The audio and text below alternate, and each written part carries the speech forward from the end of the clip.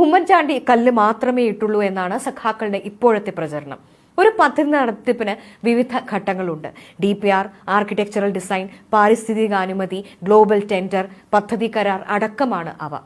എല്ലാം ചെയ്തത് ഉമ്മൻചാണ്ടി സർക്കാരായിരുന്നു. ഇത് ഞാൻ പറയുന്നതല്ല, വിഴിഞ്ഞം പദ്ധതിയുടെ വെബ്സൈറ്റിൽ എല്ലാ രേഖകളും. പാരിസ്ഥിതികാനുമതിക്കുള്ള ടേംസ് ഓഫ് റെഫറൻസ് തീരുമാനിച്ചത്, പാരിസ്ഥിതികാനുമതി വാങ്ങിയെടുത്തത്, കൺസൾട്ടൻസിയെ നിയോഗിച്ചത്, ആർക്കിടെക്ചറൽ ഡിസൈൻ തയ്യാറാക്കിയത്, ഗ്ലോബൽ ടെൻഡർ ക്ഷണിച്ചത്, ആ ടെൻഡറിൽ ക്വാളിഫൈ ചെയ്ത കമ്പനിയുമായി കരാർ ഒപ്പിട്ടത് എല്ലാം ഉമ്മൻചാണ്ടി സർക്കാരായിരുന്നു. ആ കരാറിന്റെ അടിസ്ഥാനത്തിൽ നിർമ്മാണോദ്ഘാടനവും നിർമ്മാണവും നടത്തിയത് UDF സർക്കാരായിരുന്നു. അവിടെ ഭൂമി ഏറ്റെടുത്തത് UDF സർക്കാരായിരുന്നു.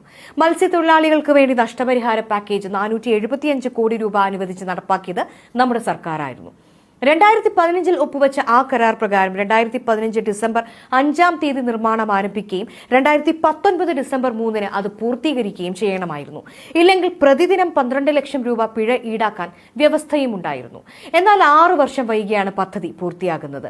സ്വാഭാവികമായും ആ സർക്കാരിന്റെ തുടർച്ചയായി വന്ന LDF സർക്കാരിന്റെ കാലത്താണ് പദ്ധതി പൂർത്തിയാകുന്നത് എന്ന് മാത്രം. UDF സർക്കാർ നടപ്പിലാക്കിയ പദ്ധതി സ്വാഭാവികമായി പൂർത്തിയായപ്പോൾ അതിന്റെ ക്രെഡിറ്റ് ഏറ്റെടുക്കാൻ നാണമില്ലേ എന്ന് ഞങ്ങൾ ചോദിക്കുന്നില്ല. പിന്നെ ഈ ജാള്യത മറയ്ക്കാനാണ് പ്രതിപക്ഷ നേതാവിനെ പോലും ചടങ്ങിൽ നിന്ന് ഒഴിവാക്കിയതെന്ന് അരി ആഹാരം കഴിക്കുന്ന മലയാളികൾക്ക് മനസ്സിലാകും.